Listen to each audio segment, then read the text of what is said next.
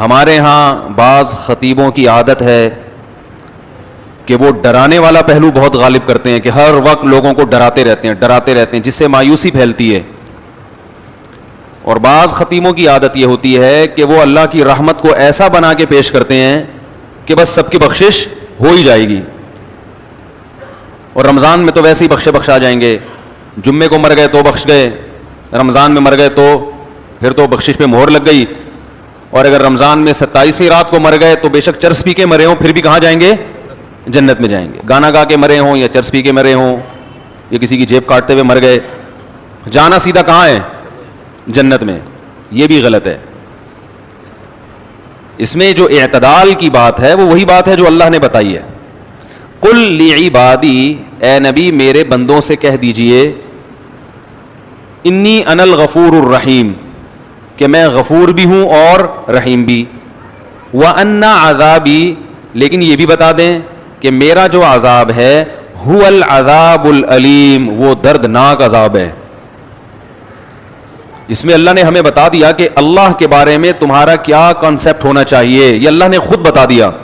اس میں اللہ نے اپنا انٹروڈکشن کروایا, ان 3 طبقوں کو غلط قرار دے دیا. اس میں اللہ نے وہ طبقے جو ہر وقت اللہ کی رحمت ہی کو بیان کرتے ہیں اور لوگوں کو یعنی بے خوف کر دیتے ہیں کہ بس سب کی مغفرت ہونی ہے, رمضان میں مر گئے چرس پی کے مر جاؤ, کچھ بھی کر کے مر جاؤ, یتیم کا مال کھا لو, بہنے کی وراثت دبا کے بیٹھے ہوئے ہو, حج پہ کر جاؤ گے سب معاف ہو جائے گا, اور جناب مہر کھا گئے, اور جناب وہ ابا سے بھی تمیز سے بات نہیں کر رہا, اماں سے بھی تمیز سے گانے بھی گا رہے ہیں, اور پتہ نہیں کیا کیا ہو رہا ہے. بس اللہ بڑا غفور رحیم ہے, یہ تسبیح پڑھ لو وہ تسبیح پڑھ لو اور اللہ تو معاف کر دے گا, سب کچھ معاف کر دے گا, بس حقوق العباد معاف نہیں کرے گا. بعض لوگوں نے یہ کہا کہ کیوں بھائی حقوق العباد, حقوق اللہ بھی اللہ نے کہا کہ میں معاف نہیں کروں گا جب تک پکی توبہ نہیں ہوگی اور آئندہ نہ کرنے کا عزم نہیں ہوگا. ہاں حقوق العباد میں یہ ہے کہ صرف اللہ سے توبہ ضروری نہیں ہے, مخلوق سے معافی بھی ضروری, لیکن دونوں کا مسئلہ برابر ہے. حقوق اللہ بھی معاف نہیں ہوتے جب تک پکی توبہ نہ ہو.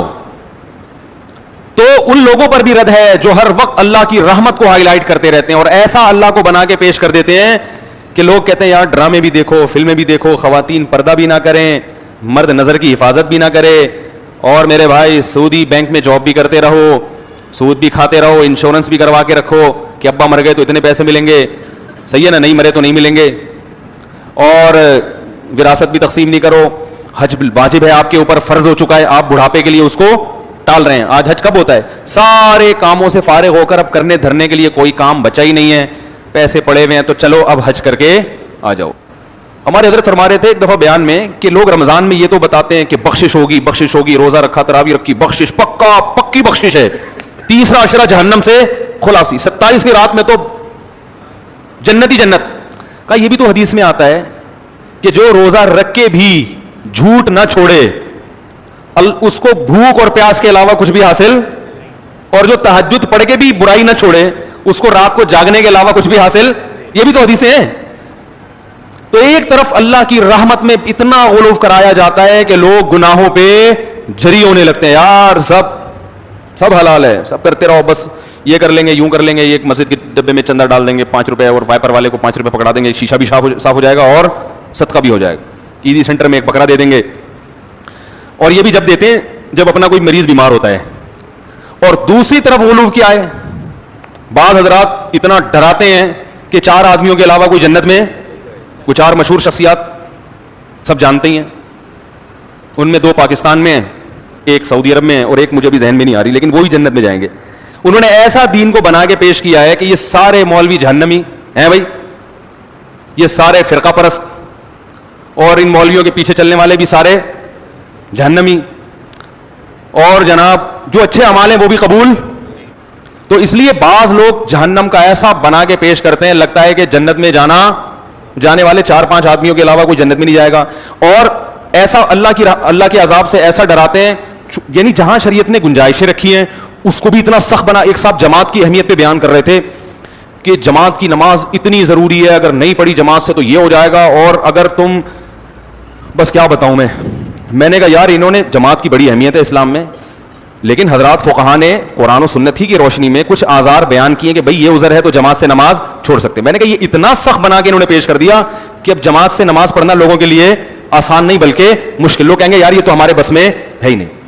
حالانکہ فقہا تو دین کو زیادہ سمجھتے ہیں نا, انہوں نے بتایا کہ یہ آزار ایسے ہیں, آپ کو شدید بھوک لگ رہی ہے, آپ کے سامنے کھانا آ گیا, اب آپ کو ڈر ہے میں نماز پڑھنے جاؤں گا تو کھانا ٹھنڈا ہو جائے گا, تو آپ جماعت سے نماز چھوڑ سکتے ہیں. جہاں شریعت نے گنجائشیں دی ہیں وہ گنجائش دینی چاہیے, بلا وجہ نہ چھوڑیں, اور ایسا ہی بھی نہ ہو کہ روزانہ اسی ٹائم پہ کھانا پکوانا شروع کر دیں. دو انتہائیں ہیں, تو اس میں اعتدال کا راستہ کیا ہے بھائی؟ اللہ کی ذات کے دونوں پہلو ہیں, عذاب بھی ہے اور رحمت بھی ہے, لیکن یہ بالکل برابر نہیں ہے. رحمت والا پہلو عذاب والے پہلو پر غالب ہے, تبھی اللہ نے رحمت کو ہائی لائٹ کیا, میں غفور بھی اور میں رحیم بھی, لیکن عذاب کے بارے میں فرمایا میرا جھانپڑ بہت سخت ہے, یعنی میں ایسا ہوں نہیں لیکن مجھے مجبور نہ کرو, اگر میری نافرمانی کی تو میں عذاب بھی دے دوں گا. تو رحمت غالب کیسے ہے؟ ایسے غالب ہے کہ نیکی کا ثواب بہرحال ملتا ہے اور وہ بہت کم ضائع ہوتی ہے, بہت اس میں ضائع ہونے کا آپشن کم ہے, جبکہ گناہ کا عذاب لازمی نہیں ملتا, اس میں توبہ کا دروازہ کھلا ہوا ہے. توبہ کر لو گے تو معاف ہو جائے گا, توبہ نہیں کرو گے تو پھر اللہ کا کوڑا بہت سخت ہے. فرمائے ان ربک لبالمرصاد, تمہارا رب گھات میں بیٹھا ہوا ہے نافرمانوں کو پکڑنے کے لیے, ایک ایک چیز نوٹ کر رہا ہے, ایک ایک چیز دیکھ رہا ہے. اللہ تعالی ہمیں اپنے عذاب سے بچائے. تو بھائی یہ جو گناہ ہے ہمارے معاشرے میں, ان کو چھوڑ دینے میں ہی خیر ہے, ہمت کر کے چھوڑ دیں, پھر اللہ کی رحمت ہے. اور ایسی رحمت ہوتی ہے تتنزل علیہم الملائکہ, اللہ فرماتے ہیں تم گناہ چھوڑو گے نا تو تمہیں جو ٹینشن ہوگی نا, اس ٹینشن کو ختم کرنے کے لیے میری طرف سے تمہارے دل پہ فرشتے